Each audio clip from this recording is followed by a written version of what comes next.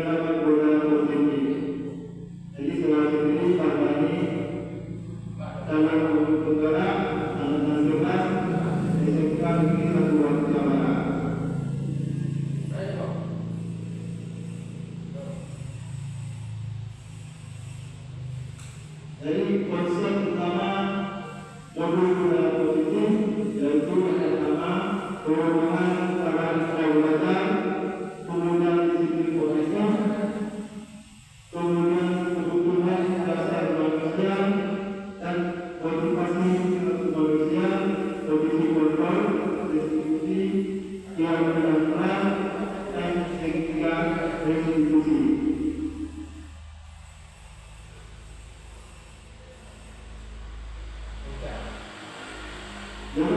Pembelajaran dengan cara baru, pembelajaran yang baru bisa merasakan prinsip pembelajaran yang berdiferensiasi sehingga setiap siswa dapat sesuai dengan kebutuhan dari tahap perkembangannya untuk menunjukkan profil belajar Pancasila.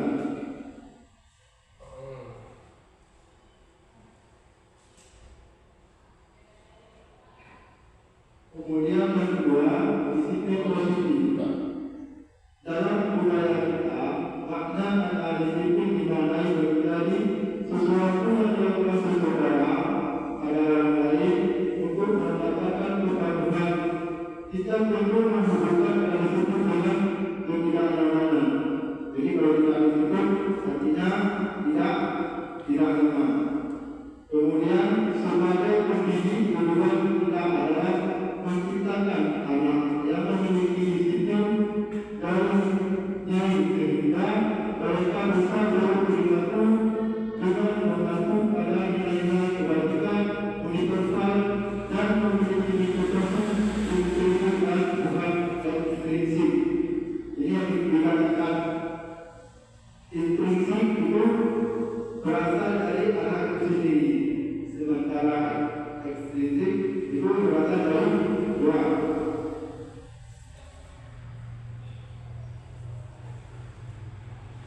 Jadi yang berikutnya kebutuhan dasar manusia. Yang pertama kebutuhan bertahan hidup. Ini menyangkut dengan setiap orang yang membutuhkan makanan, membutuhkan perlindungan, membutuhkan pendidikan.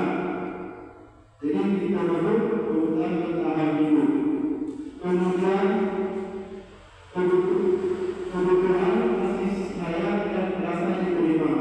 Setiap peristiwa itu memiliki ingin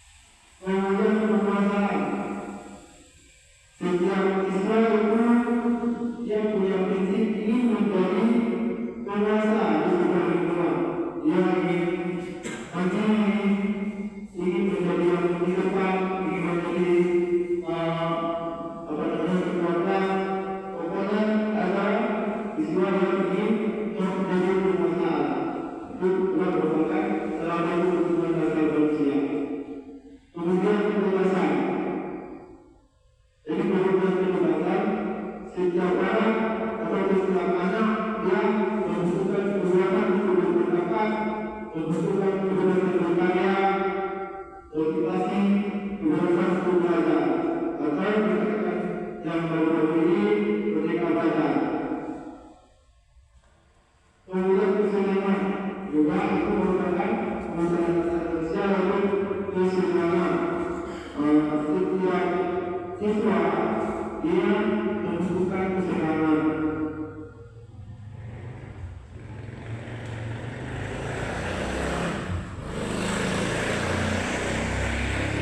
Kemudian yang berikutnya motivasi perilaku manusia.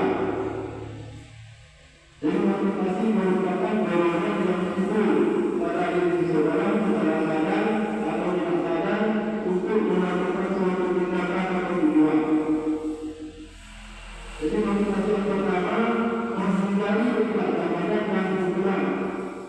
Murid mencoba disiplin diri karena takut dihukum. Jadi merupakan motivasi ekstrinsik. Kemudian motivasi mendapatkan imbalan atau penghargaan dari orang lain. Ini merupakan mendapatkan disiplin diri karena ingin mendapatkan imbalan atau merupakan motivasi ekstrinsik. Kemudian yang ketiga, mengenai nilai-nilai kebaikan diri sendiri. Murid melakukan disiplin diri karena sadar akan nilai kebaikan dirinya. Ini merupakan motivasi ekstrinsik.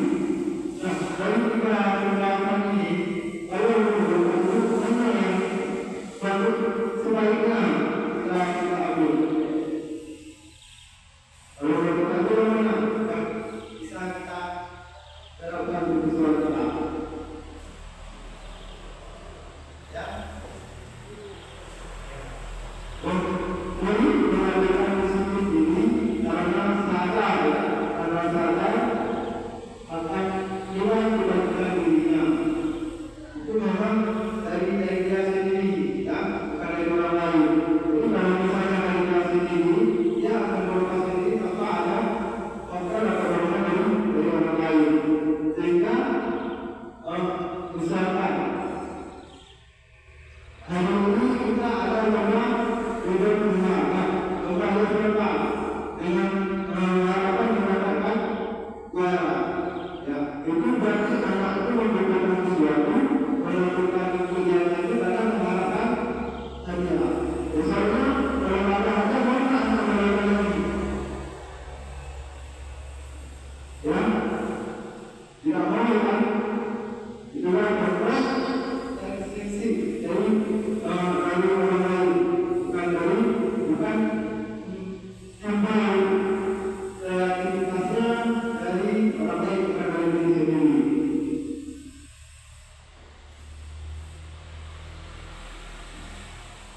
Kemudian 5 kondisi verbal bereksekusi. Ya, di sini ada pengukur, pembuat asa bersalah, teman, pembantah, dan manajer.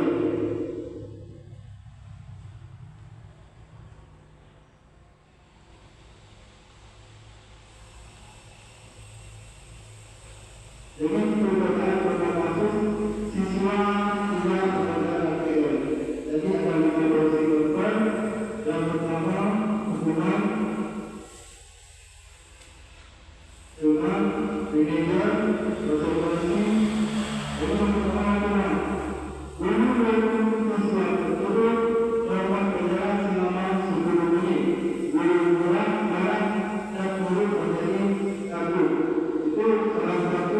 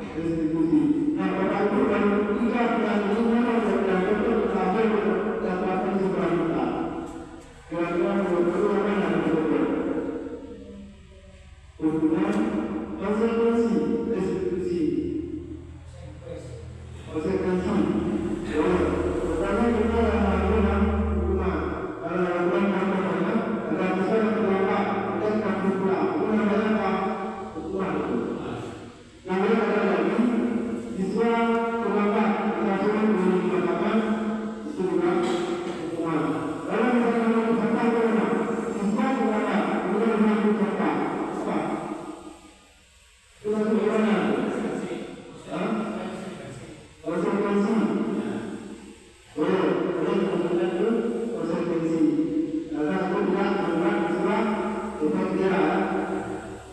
Jadi yang ketiga ini kita pokoknya kita jangan melakukan yang hukuman, ya. Karena hukuman itu menimbulkan dosa jerak terhadap dosa diri kita.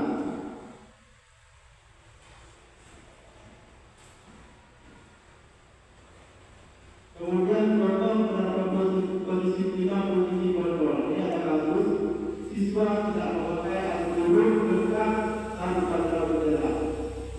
Jadi di sini ada unsur patuhi adalah seorang lalu berdiri di dekat barisan. Itu namanya memukul, mana. Kemudian membuat rasa bersalah. Berapa kali ibu guru harus memberitahu kamu, ibu kecewa sama kamu. Ini artinya membuat rasa bersalah. Kalau teman, ayolah dapat tujuan bangga hari ini. Tidak apa-apa salah. Itu sebab apa namanya kayak bendera di teman. Kemudian kita tahu kamu sudah mengenal apa peraturan dan konsekuensinya. Itu memantau. Jadi kalau memantau itu nanti kembali ke aturan terang, kembali ke kesepakatan terang, itu aturan. Ya, memantau berhenti pada aturan. Kemudian manajer, apakah kamu tahu kesalahan kamu? Kira-kira kamu bagaimana akan meraih kesalahanmu? Jadi kelima metode ini kira-kira mana yang lebih baik kita terapkan di sekolah kita? Pertama, memukul, membuat rasa bersalah, kemudian memantau orang manajer. Mana yang lebih bagus? Memantau. Memang, ayolah dan tentu buat ibu bangga hari ini tidak apa-apa. Kira-kira kalau teman itu apa kebaikan mana? Misalkan dia hari ini melakukan kesalahan, bukan kalau berubah.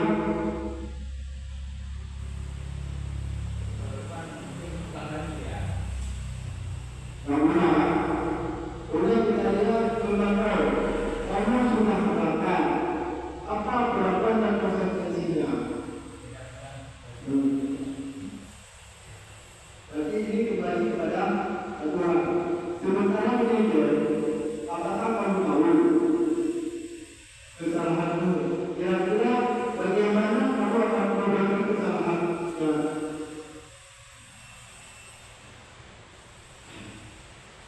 Kalau melihat ini yang paling baik selalu kita terapkan adalah manajer. Karena kita tanya kepada siswa tersebut, bagaimana kamu akan memperbaiki kesalahan kamu itu, ya. Kemudian kita menegur, kemudian kita bagaimana cara memperbaikinya.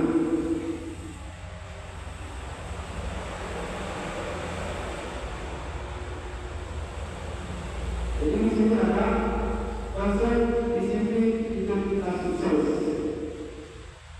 Jadi konsekuensinya penguatan jangka pendek, monitoring, berkelanjutan, stimulus dan stimulus menghormati peraturan, pengambilan waktu untuk memenuhi kesalahan.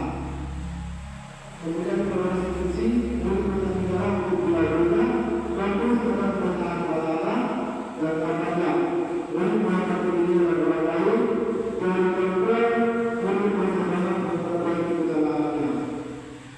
Ini yang berkaitan dengan institusi.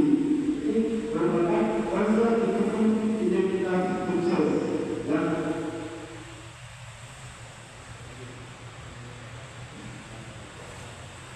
kemudian satu lagi konsep identitas gagal. Hukuman menyakitkan. Karena kalau hukuman dia pasti marah, tetap tidak. Kemudian tidak zaman boleh kabur, memaksa, boleh melakukan kesalahan, boleh menjadi dengan diri. Ini salah satu konsep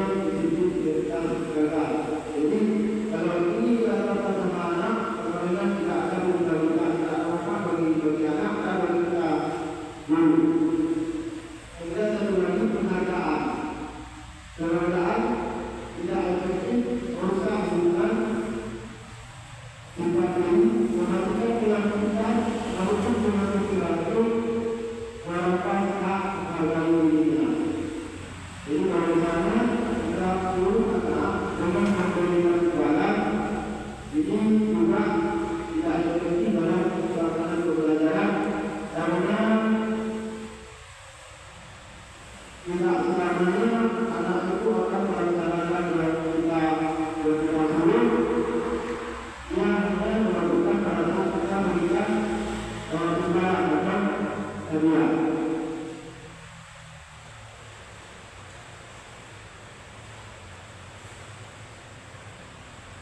Kemudian keyakinan kelas. Mengapa keyakinan kelas? Mengapa tidak melakukan kelas? Itu bagaimana kalau itu tahu? Kenapa enggak mengamalkan Quran? Kenapa mesti yang kelas? Apa yang dapat dari keyakinan? Jadi kenapa itu yang tahu? Quran dengan keyakinan kelas. Ya. Kalau keyakinan kelas itu aturan yang kita buat bersama, aturan yang kita buat secara berkolaborasi, ya, kesimpulan yang kita ambilkan hasil dari musyawarah. Sementara peraturan yang dibuat oleh seorang pemimpin itu dilaksanakan oleh bawahannya. Lalu yang berikutnya. Lalu kita mengetahui mengapa kita memiliki bagian perkataan jiwa adalah mengetahui kebenaran Allah dan itu namanya apa?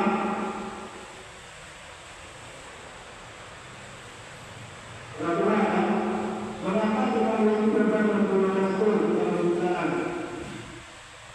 Kita sama. Itu berasal dari keyakinan kelas.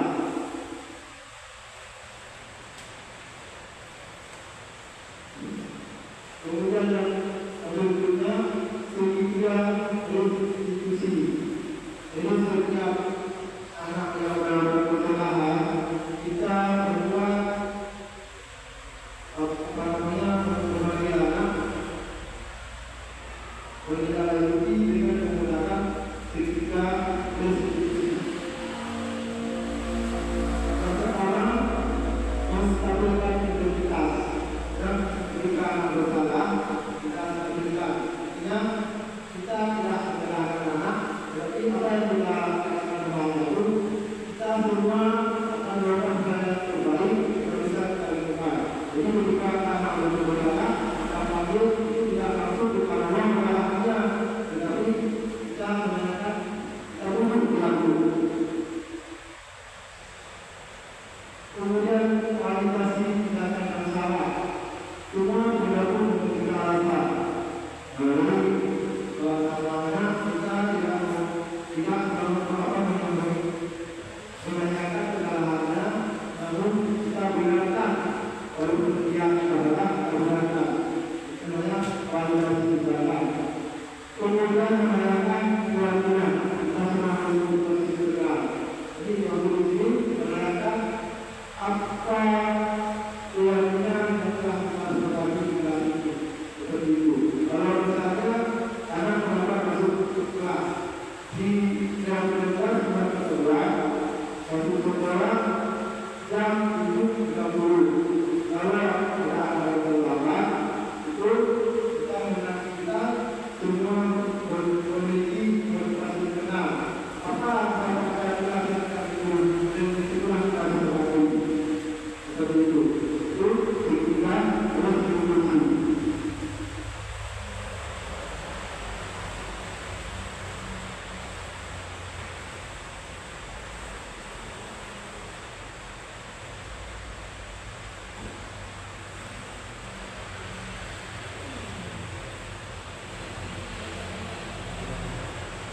Dan jadi kesimpulan pada kesempatan kali ini dalam lima kali posisi kontrol kita sebaliknya kita menggunakan radio ya untuk radio dan menggunakan rumah atau sebaliknya kita berada pada posisi radio. Nah, jadi yang kali ini kira-kira ada cara yang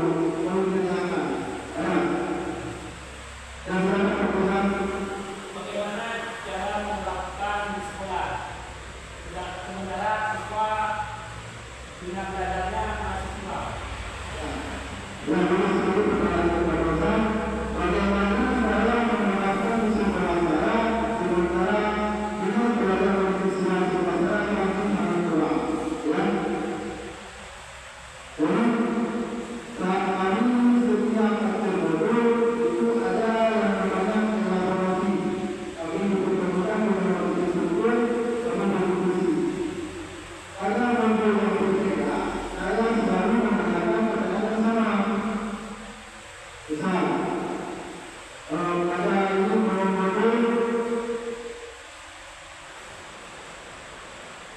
budaya posisi, ya, ini digunakan budaya posisi.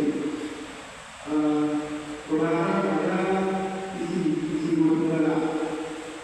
Jadi pada mobil yang berbeda, dalam menanyakan yang sama, bagaimana yang mengatur negara juga proses yang berbeda dengan negara. Jadi sebelum kita memberi pembelajaran kepada usaha kita harus berusaha dulu karakter anak. Semua karakter harus kita tahu, sehingga bagaimana kita cara mengajarkan itu. Jadi anak-anak ini bukan karakter yang berbeda. Anak-anak ini membutuhkan kepercayaan. Anak-anak ini membutuhkan keberhasilan, semangat, dan rumah merupakan sesuatu yang jauh-jauh itu harus dipenuhi. Kalau proses mengajarkan itu lapar, tapi jangan membeli, jangan anak itu kurang misalnya bukan bersama kepada tersebut. Jadi kita bisa dulu apa kekurangan dari anak tersebut sehingga mereka tidak bisa belajar. Jangan berpikir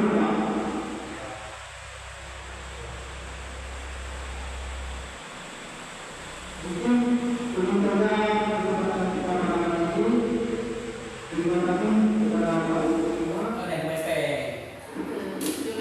Jadi kesimpulan untuk hari ini, dalam budaya kita makna tradisi dimanakan menjadi suatu yang dilakukan seseorang pada orang lain untuk mendapatkan kemajuan kita. Untuk menghubungkan kita disiplin dengan ketidaknyamanan orang lain. Kalau kita tidak disiplin berarti tidak ketidaknyamanan orang lain.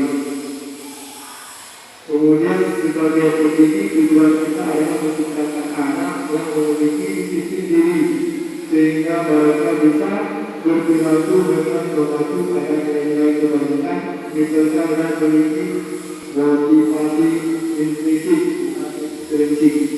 Kalau intrinsik itu dari diri anak sendiri, kemudian kalau ekstrinsik dari luar. Misalkan kita menyuruh anak dengan memberikan kepala, itu namanya kita nanti kita memberikan imbalan, anak tidak lagi mengerjakannya.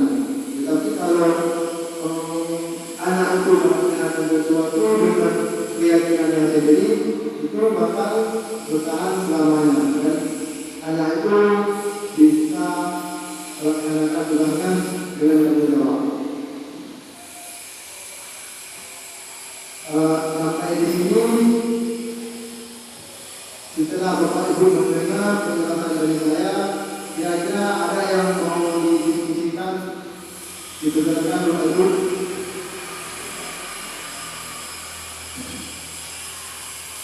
Ya Pak, saya ingin bertanya Pak. Ya, silakan. Bagaimana penjelasan tentang kehidupan itu? Ya, kehidupan itu kan.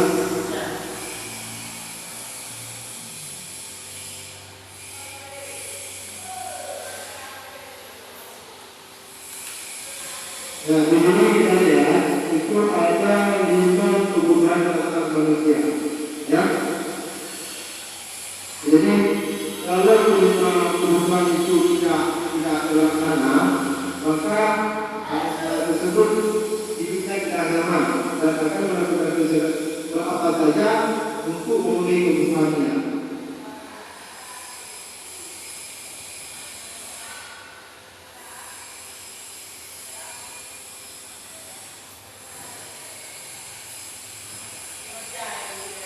Yang pertama, kebutuhan bertahan hidup atau berbuka adalah kebutuhan yang bersifat psikologis untuk bertahan hidup, misalnya makanan, pakaian, istirahat, tempat berlindung, keamanan dan kesehatan.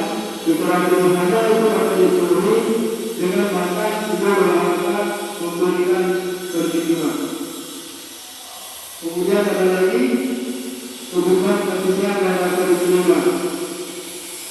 Kebutuhan ini termasuk kebutuhan psikologis seperti diterima, dipenuhi, berbagi kebenaran, menjadi bagian dari satu kelompok, mengasihi, disayangi, berhubungan dan sosial, berhubungan dengan baik dengan keluarga, pasangan dan bahkan saudara. Jadi ketika Tuhan ini terpenuhi, maka apa yang dilakukan, apa yang dikerjakan itu berjalan dengan lancar. Begitu juga pada peserta didik kita, ketika Tuhan itu sudah terpenuhi, maka apa yang kita ajarkan kepada anak, dia akan melakukan dengan cepat.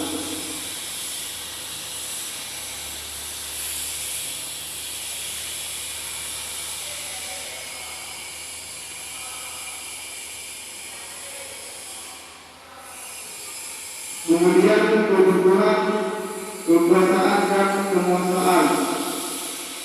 Jadi kebutuhan ini berhubungan dengan kekuasaan seseorang untuk mencapai sesuatu yang menjadi penting, menjadi kafir, memiliki berprestasi, diakui dan didengar.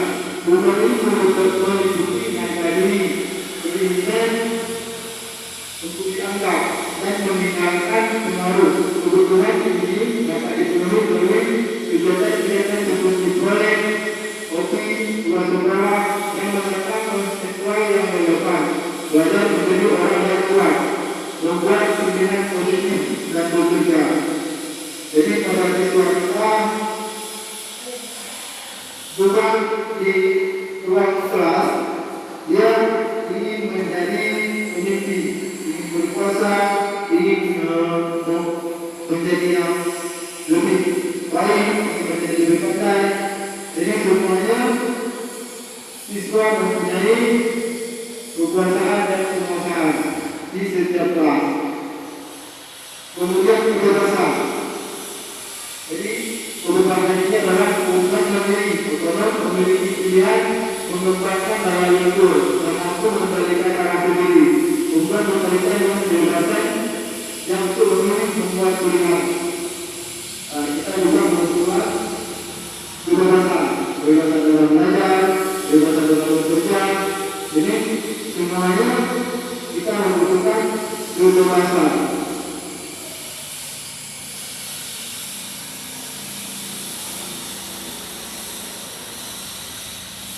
Kemudian yang kelima, kebutuhan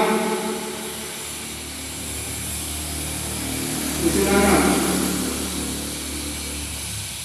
Kebutuhan akan kesenangan adalah kebutuhan untuk mencari kesenangan dengan bermain, bermain, bergembira, antusiasme dan ketawa. Biasa menurunkan kebutuhan ini dengan belajar. Menurutnya, dengan bermain kita sekaligus mempelajari banyak kebutuhan hidup yang penting. Biasanya kebutuhan ini dapat juga dipenuhi dengan menyediakan tantangan, berharap dan pembelajaran yang bermakna. Jadi setiap manusia juga membutuhkan kesenangan. Jadi ada kasus di sekolah kita, ada siswa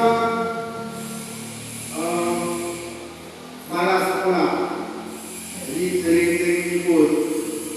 Kita telusuri, datang ke rumahnya, supaya dia tinggal sama neneknya. Itu bagaimana menurut Pak Ibu? Dia tinggal sama neneknya. Jadi kalau menurut saya, dia kekurangan kasih sayang, kekurangan kasih sayang orang tuanya, sehingga dia sekolahnya malas, sehingga dari sekarang dia memilih tidak sekolah lagi. Jadi kita selaku guru juga harus memikirkan kalau ada sesuatu seperti itu, apa tindakan kita? Bagaimana Pak? Apa yang harus kita lakukan kalau ada siswa seperti itu? Ya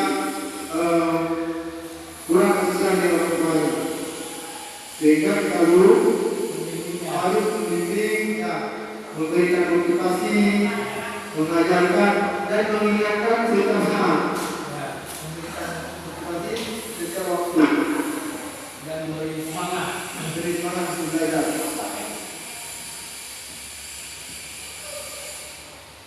Oke, kemudian ada lagi yang perlu didiskusikan yang koordinat. Ada. Cepatnya atas terima kasih atas waktunya. Saya ingin menanyakan tentang restitusi menurut Gaussen.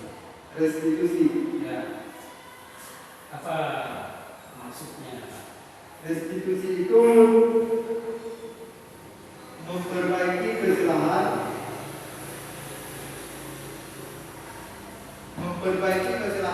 belajar dari kesalahan, atau memperbaiki kesalahan dan kemudian belajar dari kesalahan tersebut. Ketika anak berbuat salah, misalnya anak itu terlambat datang sekolah. Ketika dia terlambat datang sekolah, kita tidak langsung anak itu terus pulang ataupun tidak memberikan hukuman kepada anak itu, melainkan kita bimbing dan kita menanyakan kepada anak itu kenapa terlambat, bagaimana apa alasannya, kemudian bisa nggak menjadi ke depan tidak terlambat lagi. Nah, itu restitusi, ya. Jadi tidak langsung memberikan hukuman kepada anak.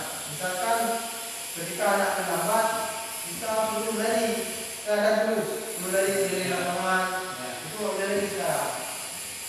Jadi kalau kita suruh itu yang pertama bagi anak ada pemahaman, ya. Kemudian anak akan timbul rasa dendam kepada kita. Nah, jadi sebaliknya kita beri motivasi supaya kesalahan itu tidak berulang lagi. Kalau yang seperti sekarang setiap anak terlambat duduk di tempat, Itu bisa lihat dari mana yang disuruh itu,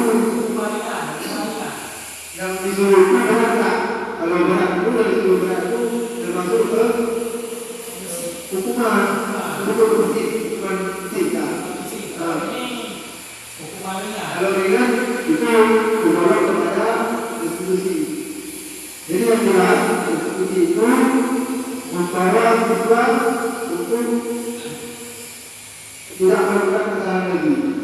Ya, dia belajar dari kesalahan itu bagian dari restitusi. Jadi kalau dulu salah hukum, ya kalau kita salah hukum disuruh dari itu namanya memberi hukuman. Jadi kalau kita sekarang kalau ada siswa yang salah itu harus melaksanakan restitusi.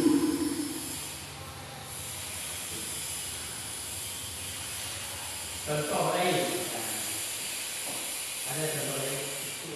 Contohnya, misalnya siswa tidak mengerjakan tugas, ya, tidak mengerjakan tugas. Kemudian kita panggil siswa itu, kita tanyakan, kenapa kamu membuat tugas? Dia akan menjawab alasannya, malah kata. Kita tidak langsung menyalahkan dia, tetapi kita memperbaiki. Semua orang ada juga rasa malah. Saya juga rasa malah. Ya, kita tidak langsung menyalahkan. Kemudian dia jawab lagi, ya Pak, ketika kita bicara seperti itu, anakku pasti lemah ya, bicaranya lemah tak lagi. Kemudian kita tanya lagi, bisa tak kamu memperbaikinya? Pasti jawabannya bisa. Kemudian kita tanya lagi, kapan kamu memperbaiki? Pasti dia akan menjawab terus-menerus.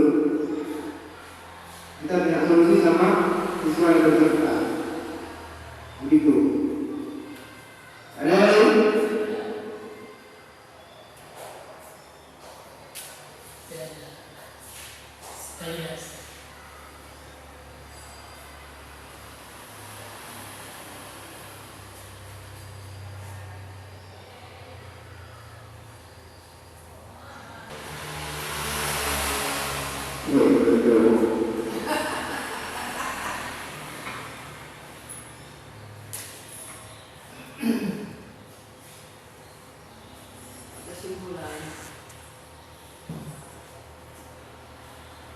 Jadi kita baca benar-benar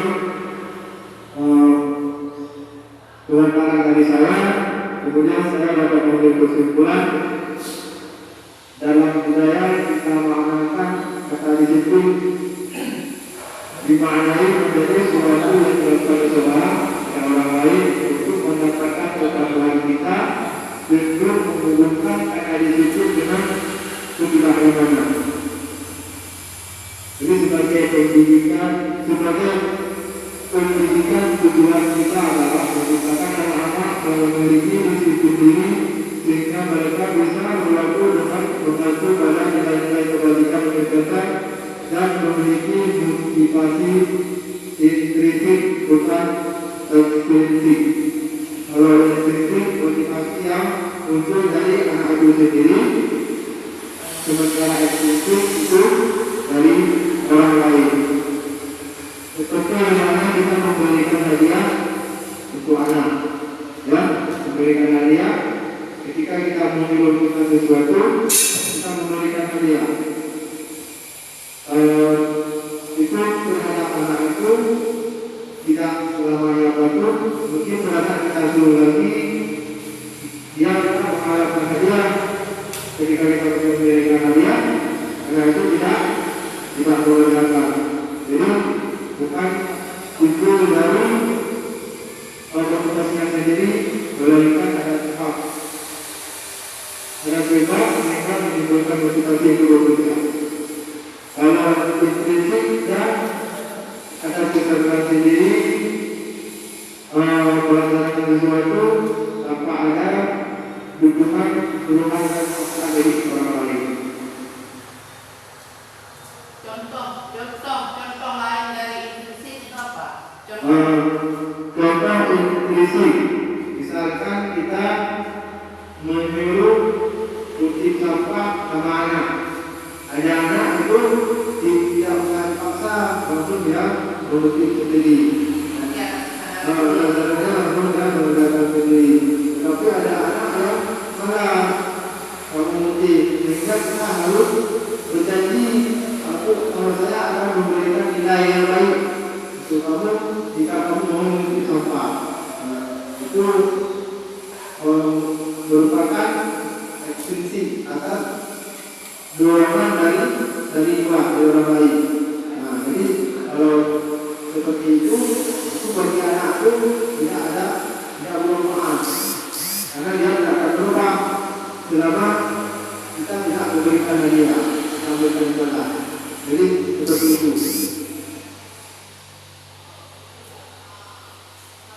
Kemudian sampai di sini ada perkara yang kurang jelas perlu ditanyakan.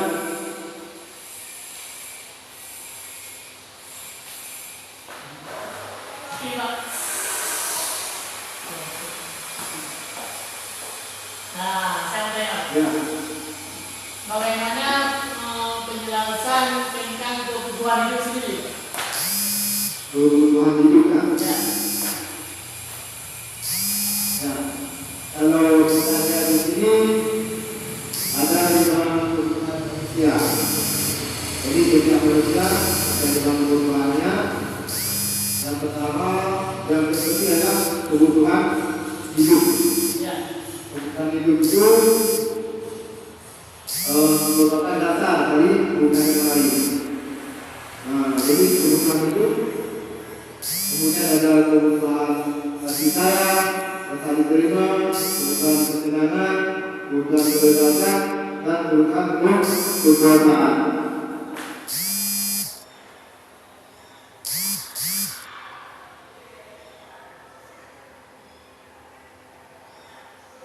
Yang pertama, kita lihat kebutuhan hidup. Kebutuhan bertahan hidup atau survival adalah kebutuhan yang bersifat fisiologis. Untuk bertahan hidup, misalkan makanan, pakaian, istirahat, tempat berlindung, keamanan, kesehatan, secara sederhana, itu dapat dipenuhi dengan makan, tidur, olahraga, dan memberikan perlindungan. Itu yang pertama, jadi kebutuhan dasar, kebutuhan hidup. Setiap orang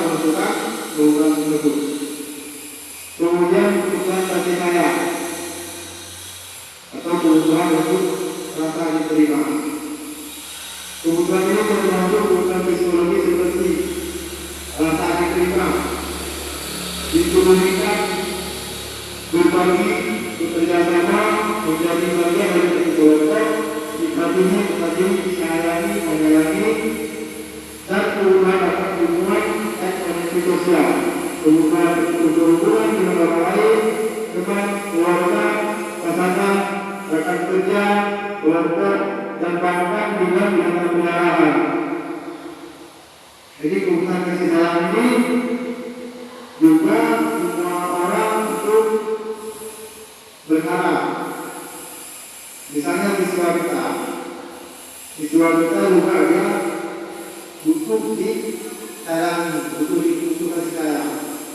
Sehingga ketika kebutuhan kasih sayang bulan ini, barulah pembelajaran yang kita ajarkan dapat diserap. Seperti ada kasus di sekolah kita kemarin, ada siswa yang jarang masuk sekolah karena lupa. Setelah selidiki, rupanya anak tersebut tinggal sama neneknya. Kedua orang tuanya sudah tidak ada. Sehingga kalau kita bawa ke materi ini, berarti siswa tersebut kurang kasihan dari kedua orang tuanya. Maka kita tahu dulu bagaimana caranya mengertikan kasih sayang dari orang tuanya agar dia bisa termotivasi untuk belajar. Kalau berdoa dulu, bagaimana caranya untuk memotivasi anak tersebut? Satu lagi ya, contoh kasih sayang merasa diterima. Contoh dari Bapak. Ya, boleh contoh kasih sayang merasa diterima.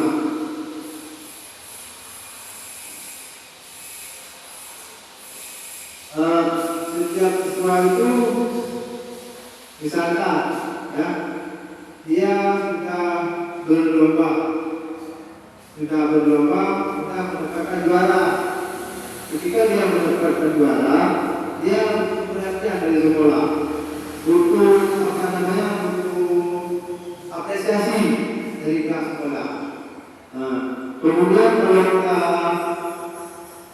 kita di sini dipenuhikan, berbagi, bekerja sama, dikasihi, mengasihi. Kemudian disayangi dengan hubungan dan relasi sosial, hubungan berikut dengan orang lain, teman, keluarga, bahkan kelompok. Jadi kebutuhan kasih sayang ini bukan hanya dari orang tua, dari keluarga, juga butuh kasih sayang dari orang lain. Rasa diterima, rasa dihargai, rasa disanjung. Itu. Pak, kalau contoh merasa diterima dari pasangan, bagaimana? Merasa diterima dari Pasangan. Kalau kita disukai, Contohnya yang mendetail. Bukan hanya dikasih makan, beli baju. itu kalau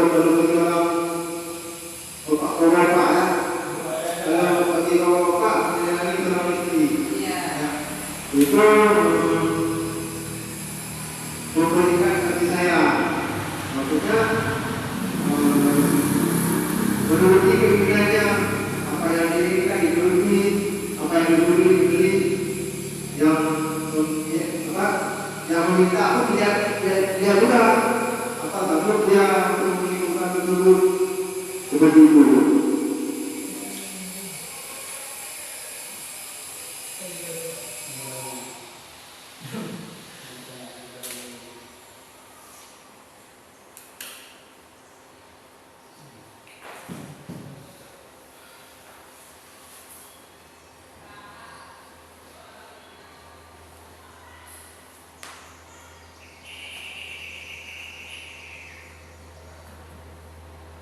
Kemudian kebutuhan kekuasaan atau pengelolaan. Kebutuhan ini berhubungan dengan kekuatan seseorang untuk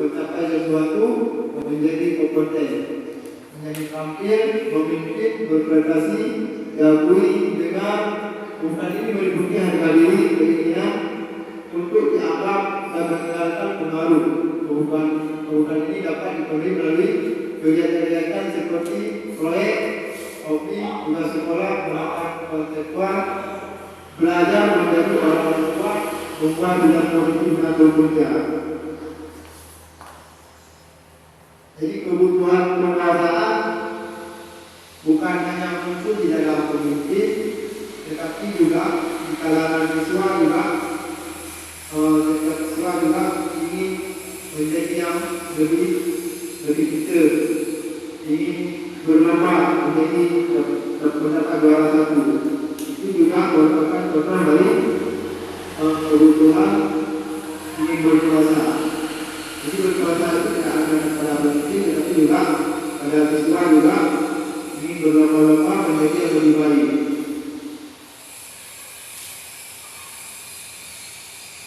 Kemudian kebutuhan kebebasan. Kebutuhan ini sebenarnya adalah kebutuhan mandiri, karena memiliki pilihan, mengembangkan daya lentur dan mampu mengendalikan arah diri.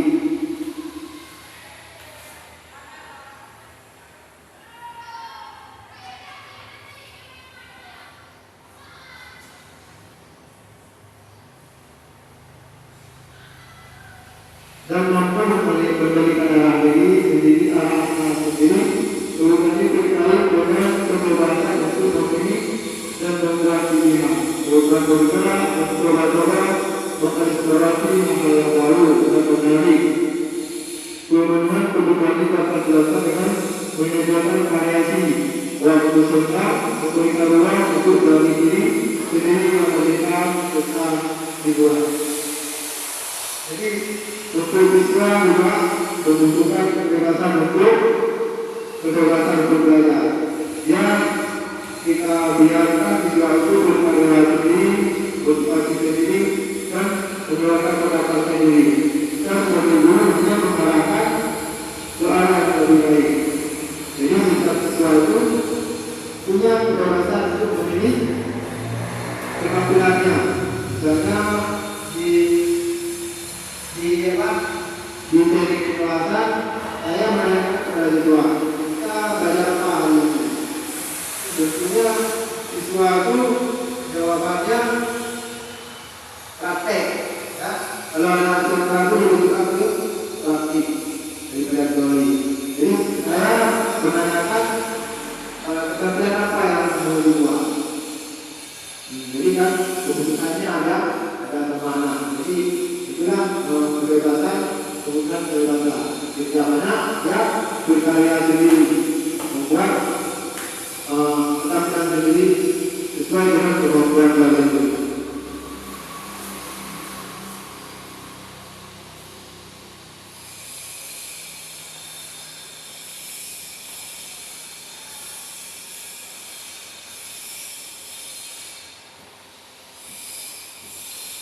Kemudian yang kelima, kebutuhan kesenangan. Kebutuhan akan kesenangan adalah kebutuhan untuk mencari kesenangan, humor, bermain, bersenang-senang, bergembira, antusias, dan ketawa. Belajar menghubungkan kebutuhan ini dengan belajar. Menurutnya, dengan bermain kita sekali menjadi banyak keterampilan itu yang penting. Biasanya kebutuhan ini kebutuhan ini dengan menyediakan tantangan, melawan dan pembelajaran dengan bermakna. Apakah Bapak Ibu pernah merasakan kesenangan? Pernah? Pernah senang? Kalau ada senang apa? Susah. Pernah susah apa? Pernah susah? Pernah. Ya, setiap kesenangan berarti ada susah. Jadi kalau kita menghubungkan kebutuhan ini dengan kebutuhan belajar, anak juga membutuhkan kesenangan, ya, membutuhkan bermain. Lagi saja dia membutuhkan permainan. Contoh yang kecil untuk kesenangan anak mana? Contoh yang kecil kesenangan anak itu setiap anak olahraga, ya. Kalau olahraga dia paling senang. Kalau kita belajar kurang senang. Jadi anak harus bermain. Yang bermain itu adalah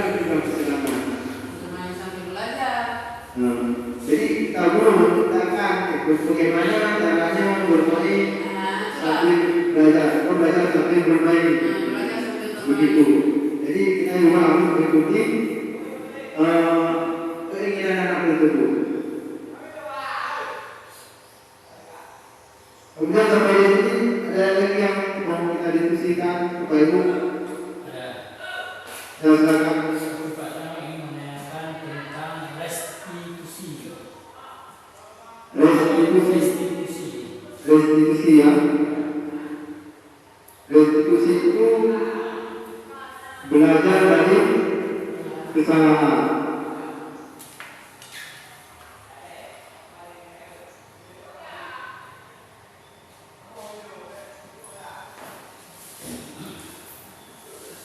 Jadi restitusi ini sebuah cara menanamkan disiplin positif pada anak. Restitusi adalah menciptakan kondisi bagi murid untuk memperbaiki kesalahan mereka sehingga mereka kembali pada kelompok mereka dengan karakter yang lebih baik. Itu kalau diinginkan restitusi. Kemudian ini juga ada yang lain, restitusi juga proses kolaboratif. Apa itu kolaboratif Pak? Kolaboratif, bekerja sama ya, bagaimana bekerja sama. Nah, ini restitusi proses kolaboratif yang mengajarkan murid untuk mencari solusi untuk masalah dan membantu murid-murid berpikir tentang orang seperti apa yang mereka inginkan dan bagaimana mereka harus memperlakukan orang lain. Pak, contoh dari Bapak untuk yang di sekolah kita, contoh restitusi itu gimana Pak? Kalau contoh, misalkan ada anak terlambat sekolah, ketika anak terlambat sekolah, kita panggil dia ke ruangan kita panggil dengan kita hanya berdua sama anak itu, kita tanyakan, kamu tahu nggak apa hari ini Bapak panggil kamu kembali? Pasti anak itu menjawab, tahu Pak. Terus kita tanya lagi, kenapa? Apa? Saya terlambat datang sekolah. Kemudian kita tanya lagi, kenapa kamu terlambat? Kemudian anak itu pasti memberikan alasan. Dan bila terlambat bangun karena begadang tadi malam. Kemudian kita menstabilkan diri kita artinya membenarkan atau tidak menyalahkan. Ketika anak menjawab terlambat bangun alasan terlambat bangun, kita menjawab kita juga ada seperti itu. Saya juga ada seperti itu. Terlambat bangun hobi nonton bola misalnya. Saya juga hobi nonton bola. Tapi kita harus juga di situ kita perlu kita itu. Tetapi belajar itu penting. Kita berikan motivasi, kemudian kita tanya lagi kepada anak itu. Kamu bisa nggak merubahnya? Pasti anak itu menjawab bisa. Kemudian kita tanya lagi bagaimana kamu cara merubahnya? Pasti anak itu menjawab saya akan bangun lebih cepat dan tidak lagi begadang di waktu malam. Kapan kamu akan melaksanakannya? Besok Pak. Dia pasti menjawab besok. Jadi kita tidak menyalahkan anak tersebut, tapi memperbaiki kesalahan dia. Seperti itu. Sehingga dengan kesalahan tersebut dia bisa berubah. Kemudian bagaimana kalau misalnya tidak berubah?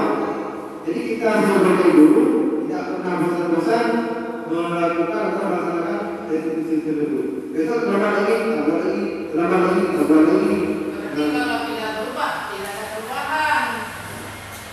Kalau tidak ada perubahan, setiap hari melakukan itu. Setiap hari pasti berubah. Setiap hari. Jadi kalau anak-anak yang berubah, itu kalau berubah itu bukan berhenti hukuman.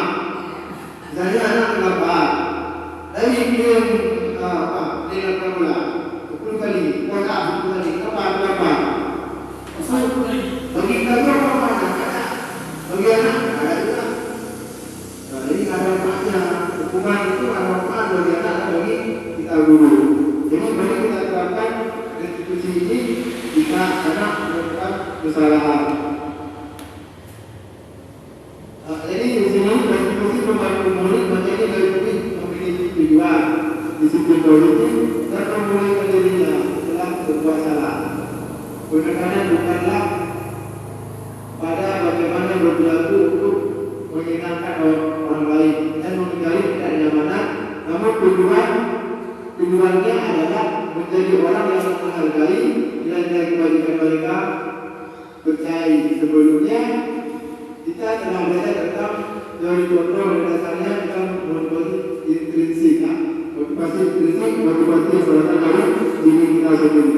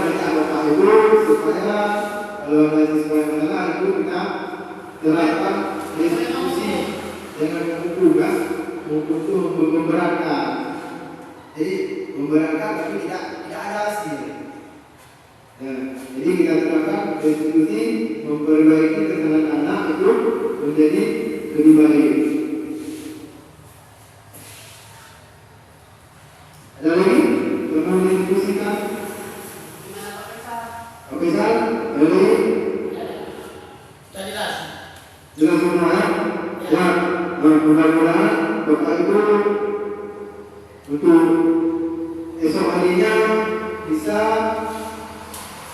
mengatakan ini restitusi yang bisa menerapkan jika anak sudah terlambat jangan diulang lagi Kak Pare, ya diulang lagi panggil anak tersebut orang dari dia semoga dia bisa berubah.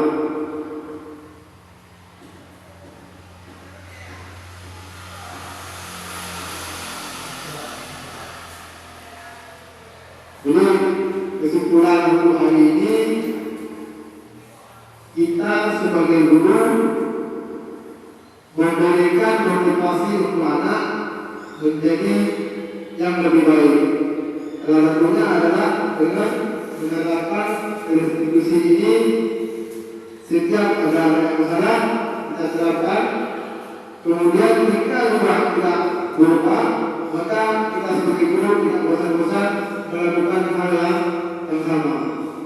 Yang boleh kita memanggil anak tersebut. Mudah-mudahan anak tersebut bisa berubah. Oke, sampai di sini. Terima kasih Bapak Ibu yang telah hadir pada hari ini. Assalamualaikum warahmatullahi wabarakatuh.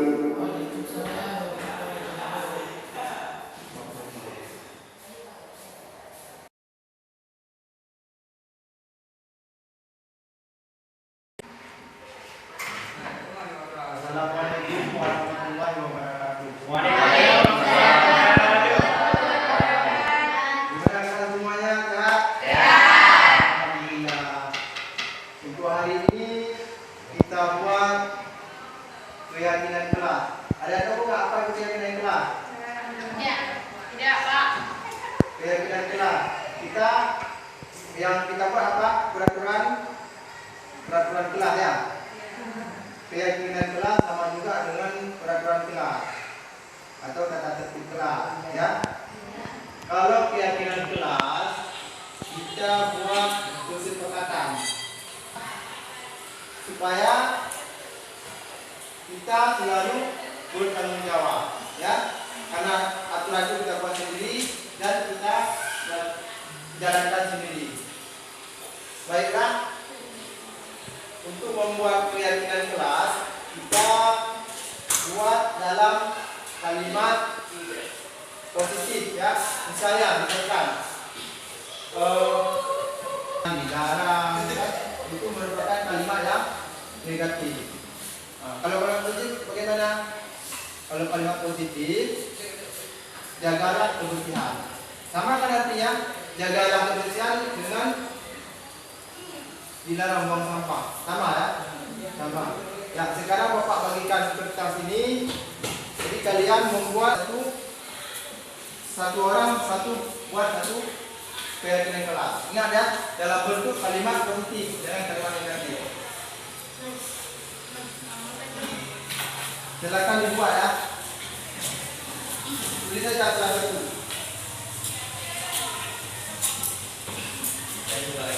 Tuliskan salah satu keyakinan kelas atau perasaan kelas. Misalkan menghormati sama kawan, menjaga kebersihan, disiplin.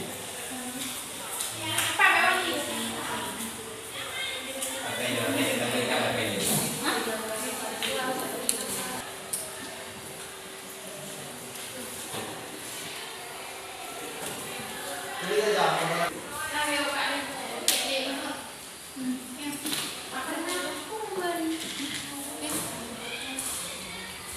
Di sini ya.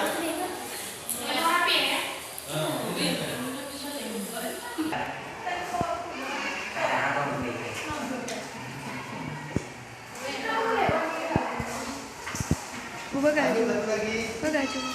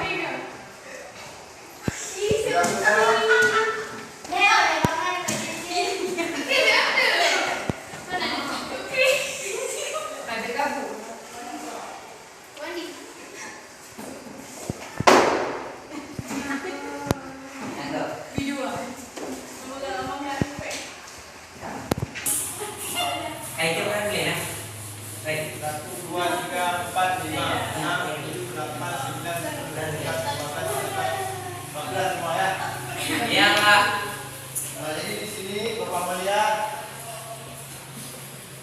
jangan membuang sampah di kelas, ya. Itu kalimat ini bersama ya. Itu kesepakatan bersama. Jadi nanti kalian bisa bertanggung jawab. Itu nanti kita masukkan ke dalam kegiatan kelas. Kemudian ada lagi datang waktu, disiplin ya. Yang sama kita disiplin, menjaga kebersihan sekolah, tepat waktu. Jadi beberapa keempat ini merupakan keyakinan kelas yang sudah kita sepakati. Apakah kalian sudah setuju semua dengan keputusan ini? Ya. Berarti kalian bisa bertanggung jawab dengan keputusan ini. Kita sudah dapat satu kesepakatan membuat keyakinan kelas, dan itu nanti akan kita tempel di kelas ini, kelas 1 sana ya, kelas 1 sana ya. Terima kasih. Assalamualaikum warahmatullahi wabarakatuh. Assalamualaikum warahmatullahi wabarakatuh. Perkenalkan, nama saya Muhammad Hadi. Saya dari kelas 12 Teknik Pengelasan. Sangat penting karena untuk dapat menumbuhkan rasa tanggung jawab. Assalamualaikum warahmatullahi wabarakatuh. Perkenalkan, nama saya Muhammad Fazil. Saya dari 12 Teknik Pengelasan. Sangat penting karena untuk dapat menemukan rasa tanggung jawab. Assalamualaikum warahmatullahi wabarakatuh. Nama saya Mutia Abdullah. Saya dari kelas Tata Busana B, kelas 10.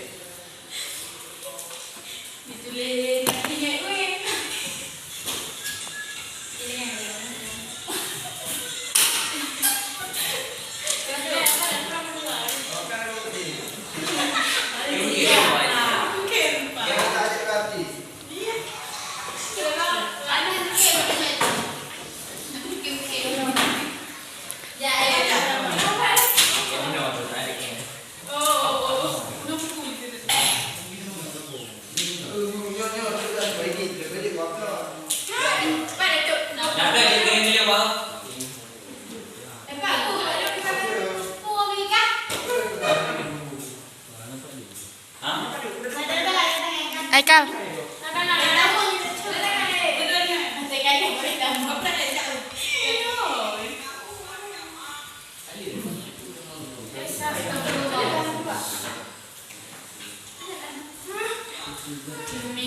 Sampai habis. Tanda tangan, Pak. Videonya sampai habis.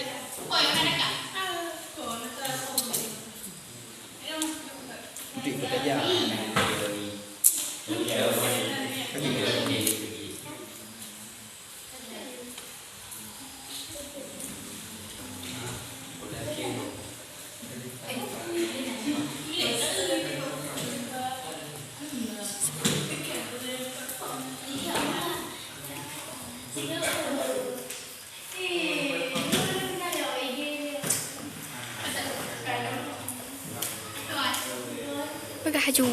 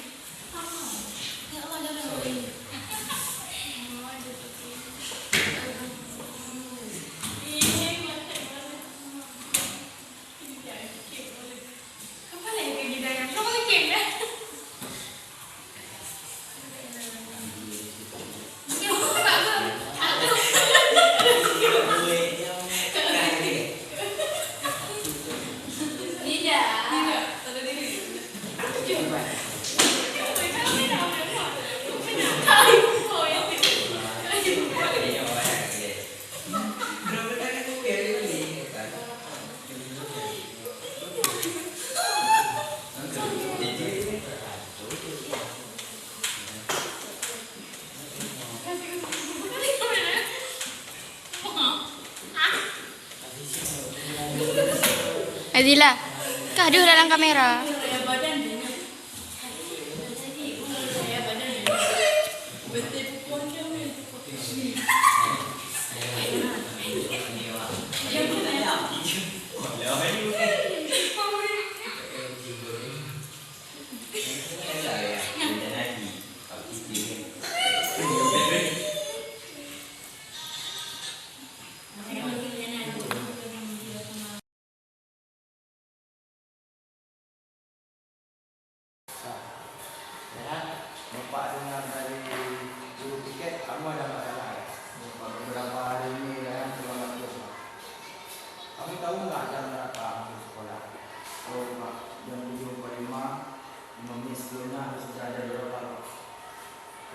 pindah ke kamar.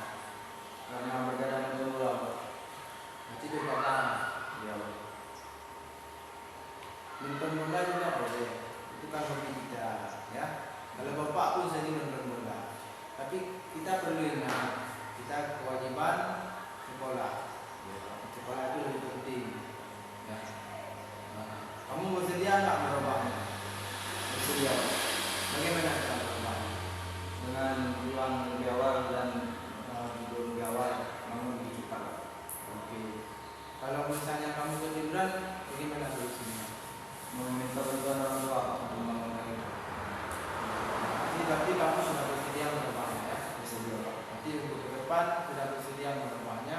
Sekarang ada lagi yang mau disampaikan? Tidak ada lagi Pak.